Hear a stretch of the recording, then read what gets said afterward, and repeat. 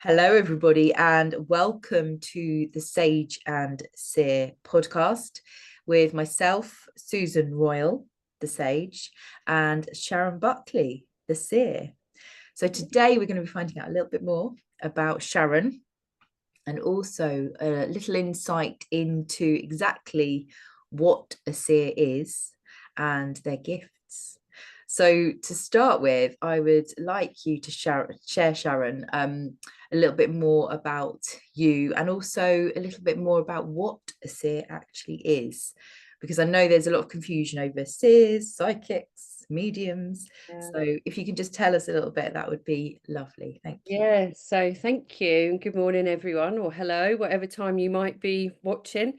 Um, so there are so many different terms when it comes to talking about seers, psychics, mediums, and clairvoyance. Um, so I am known as the seer, and traditionally a seer is someone who can predict future events, may have insights into the spiritual world. They may practice divination, so like the traditional fortune teller with a crystal ball. Personally, I use tarot cards. You can see events from the future and the past, so sometimes I just know that things have happened. And yeah, so other names are forecaster, foreseer, fortune tellers, lots of different things. So that's the seer. A clairvoyant is someone who has what's called clear sight. And so that's being able to see into the future or have visions of things that may come into being. Um, a psychic is someone who uses their intuition. So you've probably heard the term, "Are you psychic?" Because you just know things and you say it to someone. And I know that we've done that more often than not. You're also Yeah. do I know that. And a medium is somebody who is able to communicate with loved ones, spirits that have passed over to the other side.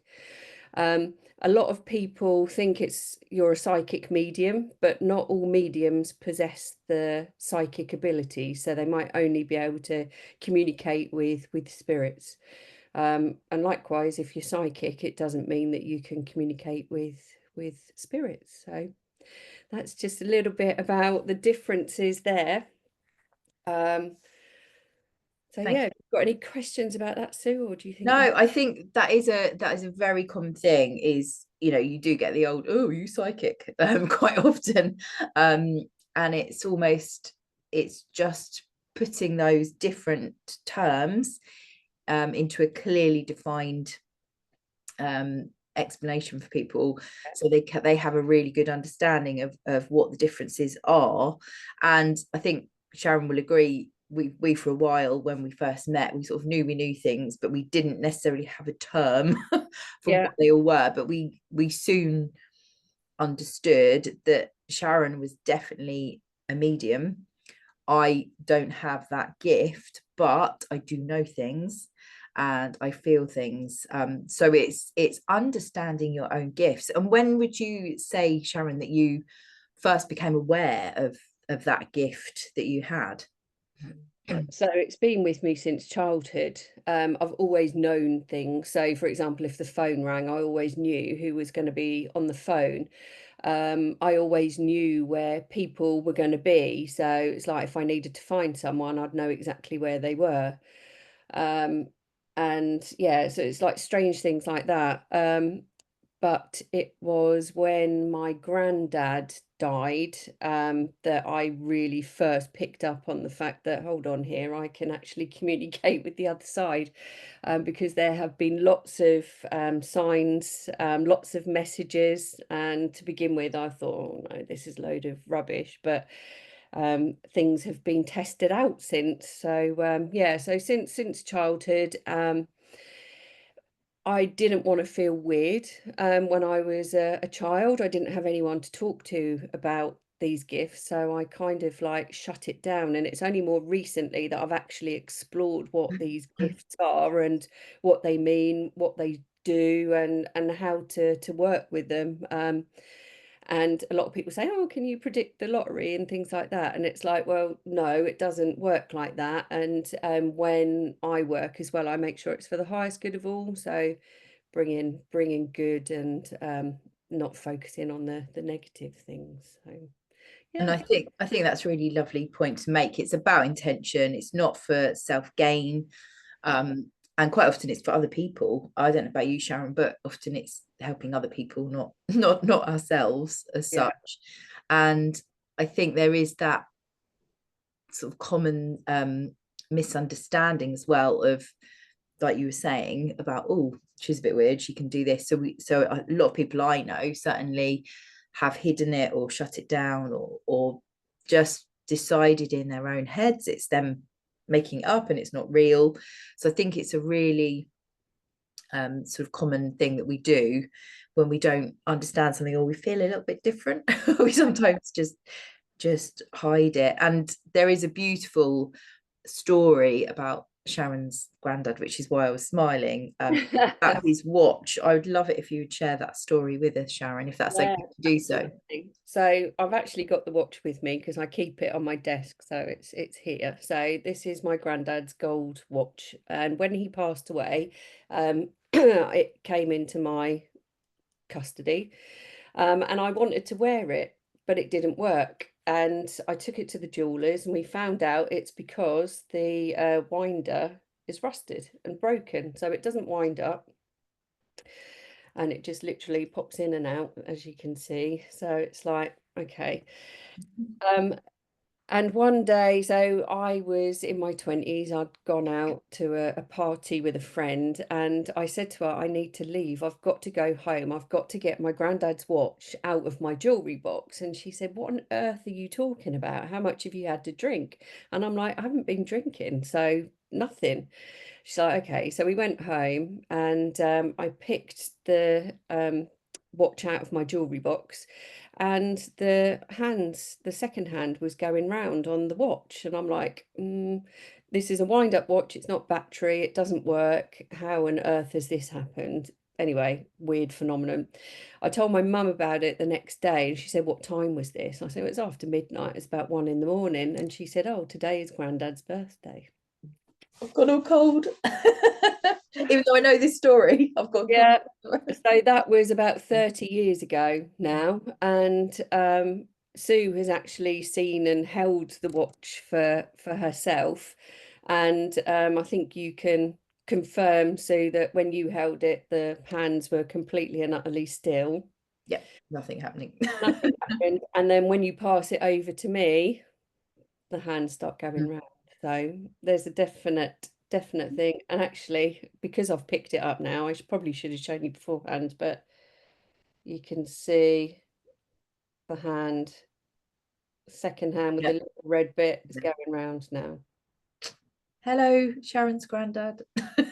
Granddad Cecil. So Granddad Cecil. Welcome to our podcast. yeah, absolutely. So that's just one of the first times that he connected. And then since then, during my life, I've like asked him for support and help when I've needed it, and he's always come through. To the extent that my husband, who thinks it's a load of woo-woo rubbish, if we ever needed support, he's like, can you please ask your granddad if he could step in? So I do, and he does, but he's always also there to help others as well. So if I need guidance or insight, he is one of my spirit guides. But he also passes on message from the spirit world. So one of the messages I had to pass on was actually to my mum. I just felt this awful sick feeling. I knew that something was wrong. I didn't know quite what. And I was ironing in my spare room, and the picture of my grandparents didn't just fall off the shelf. It literally flew across the room and landed on the floor. And I'm like, okay, something's not happy in that side of things on the other side with my grandparents. So again, told my mum, and she's like, "Oh no, I've been feeling really bad for the last couple of weeks." She said, "I haven't been able to get to the cemetery to put flowers on Nanny's grave, and I've missed her birthday and Mother's Day, which are like a couple of weeks apart." And I said, "You need to go to the cemetery and put flowers on." Anyway, later that day, this feeling just lifted, and I'm like, "Oof." And Mum rang me and I said, "You've just come back from the cemetery, haven't you?" And she says, "Yes, I have." And I said, "Yeah, all is well now that you've been forgiven." Mm. So it's just little things like Yeah, that. no, it's incredible. And Yeah. I've been on the receiving end of Sharon's beautiful gifts. Beginning of this year, we're now in December 2024. At the beginning of this year, lots going on personally. Lost my beautiful dog, which was devastating to anyone that's ever owned a dog will know. And so took a week away, which Sharon and I were working together. We'll go into that in a minute, what we were doing, but Sharon had some beautiful insights, and I think one of your first experiences of actually all of the Claire's. So if Yeah. you want to elaborate on that, we were actually in Salcombe in Devon, which is a magical place in itself, but this is just taking it to another level. I'll let you Yeah. So explain. thank you. Yeah, it was an unbelievable week and quite mind-blowing from my point of view. Like I said, I shut my gifts down for quite some time because I just didn't know what to do with them. I've been working on that for a while now, and working with others like psychic mediums to help me develop my skills. Um, but it will probably help if I just cover the Clairs a little bit. So I don't know if you Yes, yeah. yeah, that would be really good. Thank Yeah, you. so Yeah, clairvoyance is one of the most well known, and it actually means clear seeing. So usually people see things through their mind eye. So you might see it as like a dream or your imagination where you just know that something is going to happen. So it might be images like a bit like watching the TV or a film, or like a photo, and you can see things that are happening in the past and present, things like that. Then there's clear audience, which is clear hearing. Again, you might hear that in your mind's ear. So quite often when I work with clients, because I'm a coach, a life coach and business coach, and a tech trainer, as well as the stuff that Sue and I do. Quite often when I work with my clients who are all sort of like spiritual entrepreneurs, I'll be like, "Oh, I've got something coming through here," and I'll be pointing to my ear, and it'll be like, and I'll just have these words coming into my mind. But Sue and I have kind of figured out between us that they're not my words because it's not the kind of language that I use. Um, so that's clear hearing. And then there's clear cognizance, which is clear knowing. So you just know, thoughts come to your head, you just know something. If anyone, you'd be able to take a lie detector and basically you'd know that that was the truth. A lot of people have this one, which is clear sentience, and that's clear feeling. So you've got that gut feeling. It's yeah, basically your intuition. Um, and then another one that quite a lot of people have, and they don't necessarily realize it, is clear salience, which is clear smelling. So for me, when my granddad is around, I smell old Holborn cigarette smoke because he used to smoke old Holborn rollies.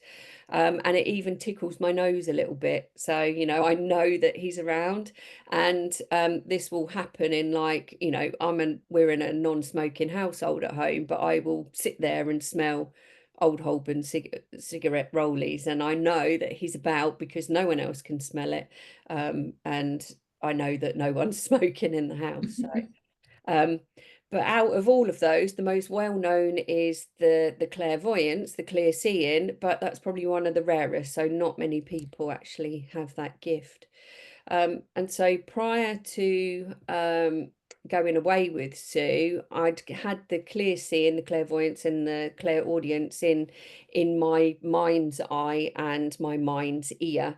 I have seen spirit occasionally, but it's more like I know things and see vision. So for example, if I'm doing a reading, a tarot reading or a reading for someone, I'll see images that will relate to that person. So for example, a brand of something will be a name that I need to give that person and things like that. But while we were away, we were in this like luxury apartment building, which was mainly older people around us. And I could swear blind that there was a party going on in the flat next door, below us, whatever. And I can only describe it as being in like a terrace or an attached house where you can hear your next door neighbour with their music blaring out, lots of talking, laughing, shouting. And I'm like, Sue, can you hear that? Oh my God, they're having a real party. And Sue's like, can't hear anything. And I'm like, you must be able to hear it. I made her turn off the TV. I made her listen. And I think you even said at one point you were just going to say, yeah, I hear it, because I was going crazy, wasn't I? It was just like so weird. And the fact it is mainly quieter couples that wouldn't be having a party or anything. And she was so insistent. I was thinking, and then I thought I might have something wrong with my hearing at one point. I was thinking, maybe it's me, maybe there is a party, and maybe my hearing's going. I'm having a bit of a stressful time. But no, it wasn't that at all, was it? It wasn't that at all. What I realized, again, this was the feeling side of it. It was like, oh, okay. I said, I need to be able, I think this is spirit coming through, but instead of just being in my mind's ear, I'm actually hearing them, but I can't, it wasn't clear enough for me to understand what they were saying. So I had to interpret the message.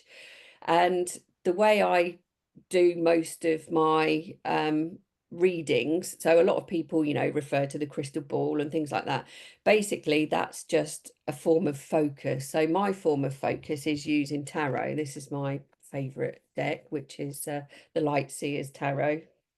So I said to Sue, I need to go and get my cards. And so I got the cards out, shuffled them, one jumped out of the pack. I picked it up and laughed. And it basically got peacock feathers on it. And peacock feathers to me represents my grandparents, Grandad Cecil and Nanny Nellie, who passed away, who I get the messages from the watch, etc.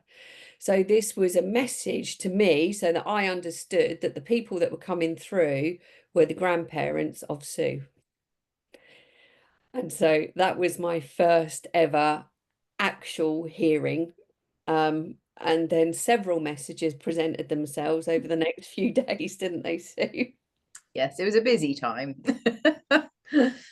Yeah. So it was a case of embracing it. But because I felt safe and I trusted Sue completely, and I knew that I could say to her all the things that she thinks, if anyone else had heard it, they'd think you're absolutely crazy. But Sue embraced it, bless her, and tried to help me as best as she could to interpret what was happening. And yeah, it was messages from her grandparents, and that went on to me waking up in the middle of the night to having my bed surrounded by light beings. There were ancestors of all shapes and sizes. There was a Native American Indian with a buffalo, standing in the room.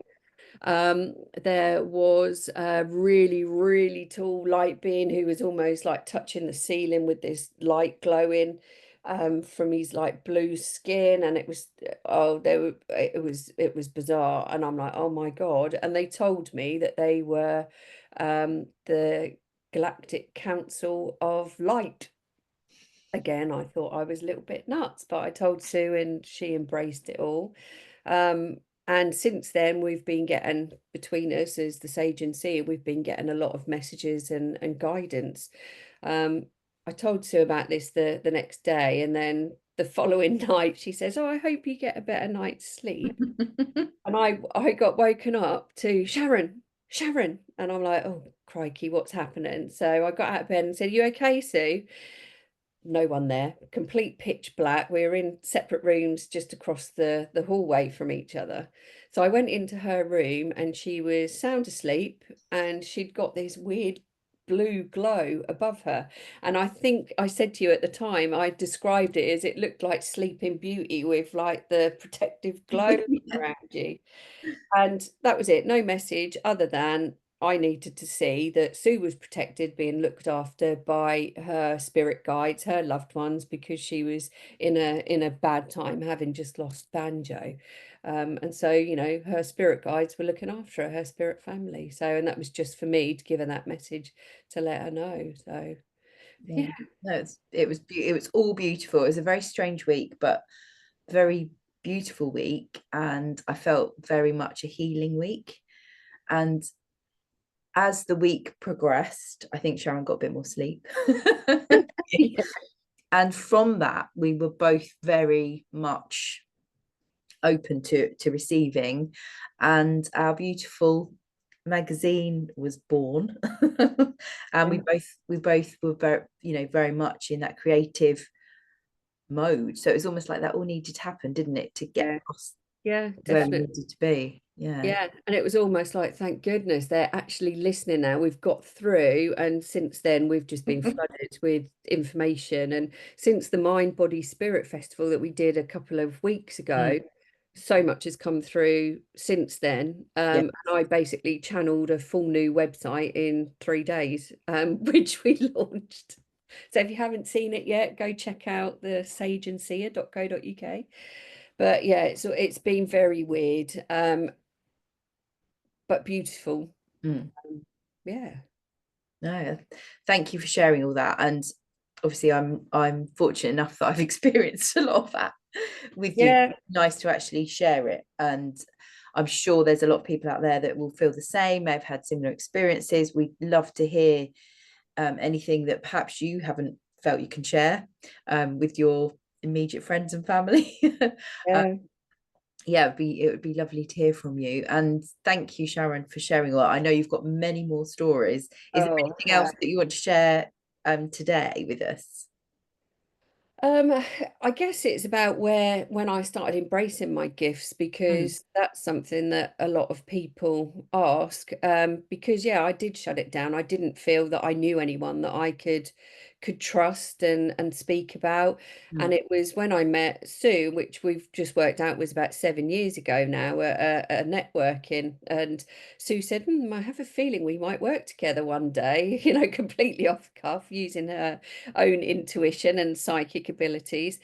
Um, but it was when I was in a position of trust that things have started to come through. And it was after my own life had come crashing down around me. My family and we were foster carers, and I'd had a baby from 2 days old. And when he went at 18 months, I was absolutely crushed, and um, my world fell apart.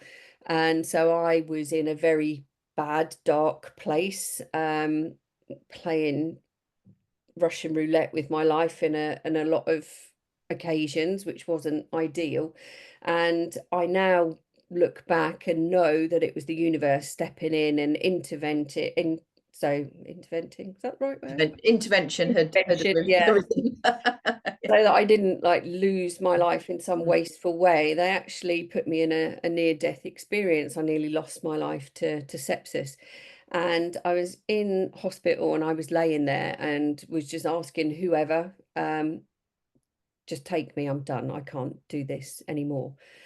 And just at that point, my daughter and husband walked in, and I just had this like, it was like an epiphany, like an awakening. It's like, you have got so much to live for. You have got so much you have got to do. That was 2016. And I met Sue in 2017. And so since then, I have been on a journey of discovery, of healing, of working with others with their grief, and embracing these gifts that are coming back to me, because I now feel safe and secure and supported. I'm embracing them, and I think that's one of the ethos that we're trying to bring across with our vision and our mission, isn't it? So that we can support other people who've been through the sorts of experiences that we've had over time, and make sure that you can listen to what's coming through, that you can get the support that you need with whatever might be happening in your life, and to embrace the gifts that might be whispering or even shouting at you as they were with us. But No, absolutely. I think if you're in a safe, nurtured environment, friendship, whatever it might be, it's just so much easier. yeah, And you don't feel silly saying things that might come to you. And the nice thing is that Sharon and I have, we've been through quite a lot between us. We've both worked in the corporate world, so we have got that very much corporate mindset, as well as the beautiful spiritual experience as well. So a lot of people say to me, and I know they've said it to Sharon as well, is it's a lovely balance. And that's what attracts people quite often to spend time with us. yeah, and quite often it's been like, we are like two halves of a whole, and it's like going together like a jigsaw piece, and it's like if there's one bit that Sue's like lacking in, as in tech, Yeah, tech. It's not my forte, as you know. then I do all the tech bits, but there's some bits where I'm like, oh God, no, I couldn't. So, for example, I really wouldn't want to deliver one of the beautiful meditations that Sue's capable of, but I'm quite happy to put it on our platform so that you can watch it on our YouTube channel or whatever. So, and there's so many things. So I'm sort of experienced. I do arts, as in drawing, painting. So you're not so keen on that, but you're obviously I'm words. not talented in art. So, and I actually turned to art when I was having the breakdown, and that helped me to get back on track. So I've done a lot of therapeutic art courses now, and that's something that we offer on our retreats. So Sue kind of busies herself and lets me get on with that bit while I deliver the art. And yeah, we've got so much between us now, haven't we? It's just beautiful. We've kind of embraced each other's gifts and filled in the blanks. And yeah, we officially launched the Sage and Seer this week. We were kind of still going with our old brand name, but since the Mind Body Spirit Festival and everything that's happened, the messages that we've been getting, the symbols, the signs that are being shoved in our face left, right, and center, it really is a case of you couldn't write this. It felt right, didn't it? It did.